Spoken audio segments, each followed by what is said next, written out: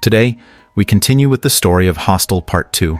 It picks up right from the ending of the first movie. Paxton had escaped by train, but upon arriving at the station, he collapsed due to excessive blood loss.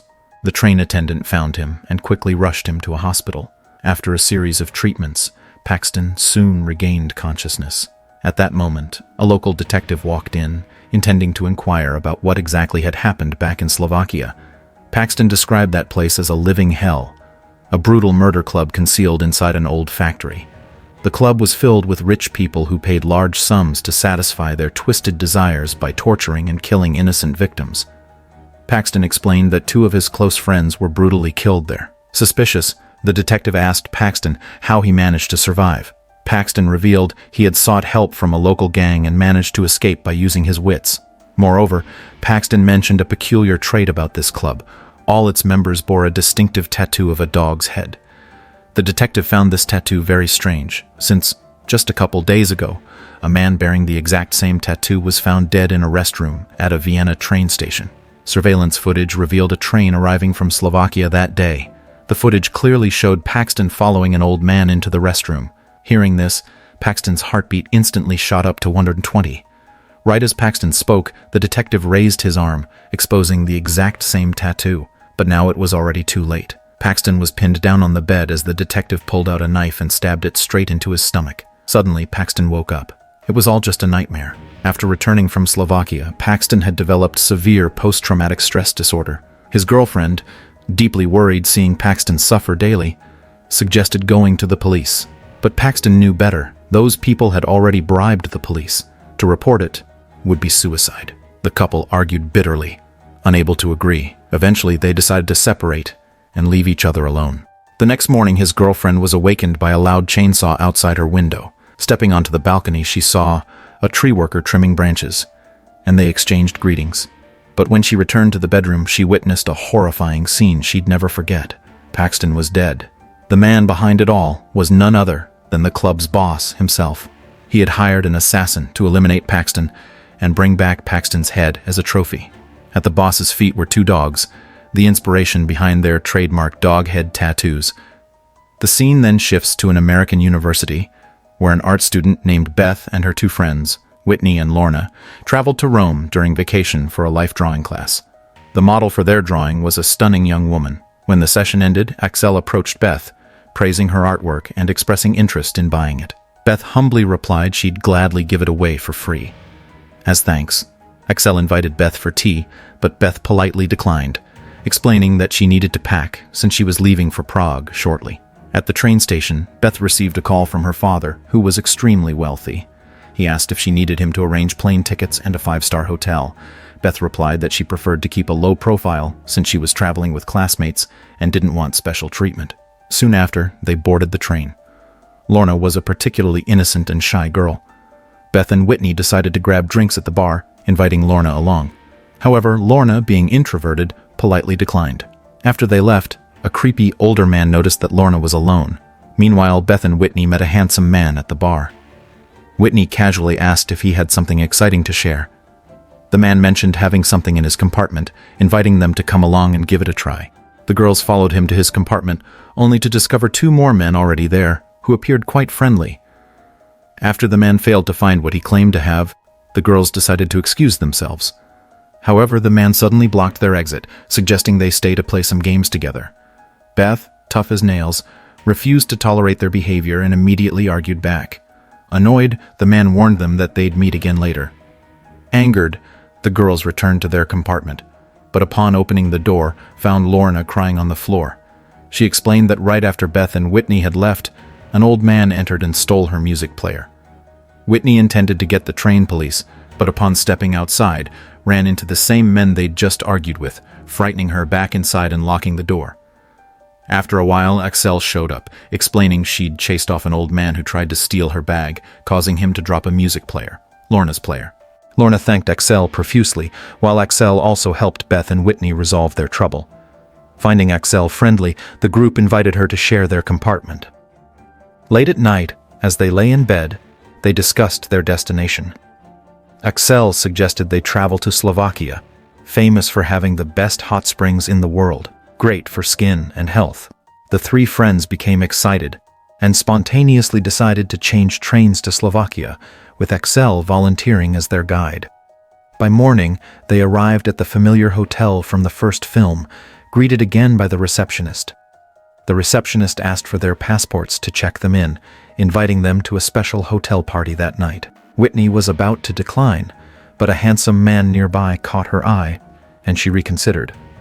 After the girls left, the receptionist took their passports down to the basement. He scanned their details, uploading their information onto an auction app. Wealthy bidders worldwide immediately began bidding online. In the end, a wealthy man secured Beth and Whitney at a high price, while a wealthy woman purchased Lorna. Having secured 2 victims, the wealthy man called his friend to accompany him on the trip. Meanwhile, the 4 girls unpacked and headed into town to explore. On their way, they encountered some local children who aggressively demanded money. The innocent Lorna offered chewing gum instead, but the kids angrily spat in her face. Axelle quickly chased them away. Meanwhile, the wealthy buyer and his friend arrived at the club for their first experience. After studying the club's rules, they got dog head tattoos as required. When it was his friend's turn, he hesitated, fearing his wife would question him later. But the rules clearly stated that once you joined, getting tattooed was mandatory. Under pressure from staff, he reluctantly agreed. Back to Beth's group, Lorna was quietly sitting alone, uncomfortable at parties and unable to drink. Beth, Whitney, and Axelle were busy having fun and drinking. By now, Whitney was already getting close to the handsome man she'd noticed earlier. Lorna watched excitedly from afar, feeling envious. Just then, another man approached, kindly inviting her to dance. Having never experienced such attention before, Lorna happily accepted. Beth, feeling tired, sat alone to rest when a different man approached her, asking her to dance. Beth politely declined, feeling uncomfortable with the stranger. But what the man said next left her puzzled. I could have helped you. After he walked away, the receptionist approached Beth, asking what the man had said. Beth answered that it was nothing special, just an invitation to dance. The receptionist reassured her, mysteriously stating that the man would never bother her again. After speaking, he handed Beth a glass of wine, but his sudden words left Beth completely confused. Suspiciously, she took the glass but immediately spilled it onto the floor. However, the wine accidentally splashed onto the wealthy man's friend. Beth quickly apologized and invited him to have a drink with her. Yet, unknown to Beth, this entire incident was actually part of his plan. The 2 of them started chatting. But after just a few words, Beth said she needed to head back to rest early since they had plans to visit the hot springs tomorrow. Just as Beth turned around, she saw Lorna leaving with a suspicious-looking man. She wanted to call out to Lorna, but the distance was too far, and Lorna couldn't hear her. The man soon brought Lorna deep into a secluded forest area. He asked Lorna to close her eyes, promising her a surprise. Suddenly, 2 men appeared from behind and covered her head with a black cloth. She desperately begged the man for help, but he ruthlessly pushed her into the river.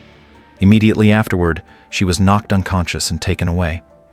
The next day, Beth and her friends visited the hot springs. Beth repeatedly tried calling Lorna, but nobody answered the phone. Whitney suggested they shouldn't disturb her, joking that perhaps Lorna was enjoying herself, but little did they know, Lorna had already been taken to the club. Several men hung her from the ceiling, preparing her for the wealthy woman who had purchased her. To fulfill the client's demands, they decorated the room with numerous candles.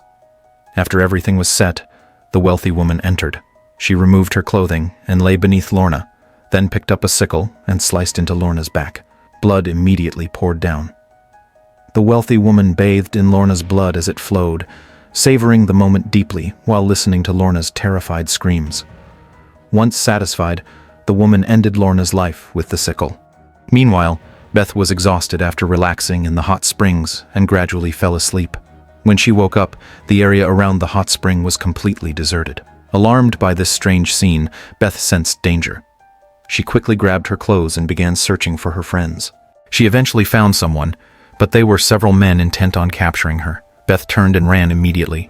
She climbed a wall, escaping outside, and flagged down a passing car on the road. But to her horror, inside the car was the very same man who had tried to have drinks with her earlier. Beth begged the man to help her escape. However, the man's badly injured face indicated he'd already endured torture, and terrified, he quickly drove away without helping her. Desperately, Beth fled into the forest. Suddenly, she tripped over a rope stretched across the ground. A group of local kids immediately rushed out, attacking her with sticks. Just then, a gunshot scared the children off. Looking up, she saw the club's boss and Axelle approaching. Axelle helped Beth into the car. Meanwhile, the boss stayed behind to discuss an issue between the gangs. Previously, these kids had used rocks to kill one of his subordinates. Wanting revenge, the boss pointed his gun at the kids. However, the boss only intended to punish their leader. Frightened, the kids quickly shoved someone forward to take the blame. With this resolved, the boss declared peace, urging mutual respect between both groups. Back at the boss's home, Axelle told Beth she wanted to show her 2 outfits. Without suspicion, Beth followed Axelle upstairs. Whitney, meanwhile, had been taken into the club. An elderly woman came in to do Whitney's makeup, and seeming kind, she removed Whitney's handcuffs. Whitney saw her opportunity and immediately bit the woman, then bolted from the room. But the exit doors were heavily guarded and monitored, making escape impossible. Back at Axelle's place, Beth had her makeup done and clothes changed. Axelle asked Beth to relax on the bed while she stepped outside to call the police. However, as soon as Axelle left, Beth suddenly sat up. She sensed something was terribly wrong, especially after noticing a photo in the room of Axelle with the man who stole Lorna's music player. Panicking, she rushed to the window. She saw several men exiting a vehicle downstairs. Now fully terrified, she quickly barricaded the door with a chair. Beth then hid in the wardrobe, accidentally triggering a secret door leading to the boss's hidden room. Inside were numerous preserved human heads, including Paxton's from the first film. All these heads belonged to people who had previously attempted to escape. While Beth stood frozen in horror, 2 men approached from behind and drugged her unconscious. With all victims now captured, the club notified the wealthy man and his friend, Stuart. It was Stuart's first time participating, and he was visibly nervous. He asked the wealthy friend what he should do. The friend casually responded that Stuart had paid for this experience, so he could do whatever he pleased. Soon, the 2 men arrived at the club and changed into appropriate clothes. The wealthy man went into Whitney's room, while Stuart entered Beth's. After removing the sack from her head, Beth immediately recognized Stuart and begged him to spare her. Stuart quietly warned her to speak softly because the rooms were monitored, and if the guards heard anything suspicious, they'd both be in trouble. Beth desperately asked Stuart what was going on. He explained that his friend brought him here, revealing that this club allowed wealthy individuals to pay for the thrill of killing others. His friend had paid for him to commit murder as a form of excitement. He then informed Beth that her friend Whitney was in the other room with his friend. Hearing this, Beth quickly tried to persuade Stuart, reminding him he wasn't like the others, calling him a good man. Stuart was emotionally shaken and decided to untie Beth's restraints. When Beth reached the door and asked Stuart for the door code, she was suddenly knocked unconscious again. In Whitney's room, the wealthy man approached her with a chainsaw, intent on providing himself a gruesome thrill. But just as the chainsaw nearly reached her, its power cord disconnected due to being too short. Despite this failure, he was exhilarated by Whitney's horrified reaction, deciding instead to torment her slowly.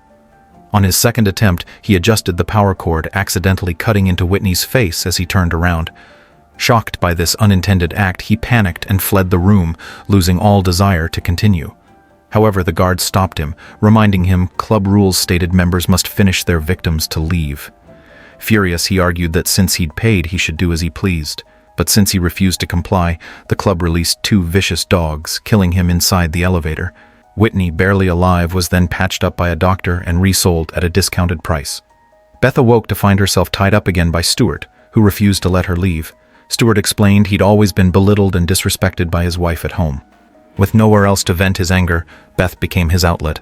Just as Stuart prepared to begin, the club manager knocked on the door. The manager informed Stuart of his friend's failure to comply, reminding him to follow the rules.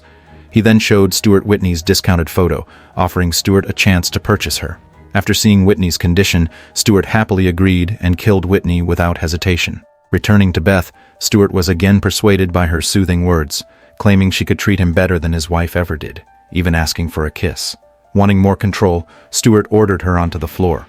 But Beth seized her chance, striking him down with a metal rod and restraining him instead.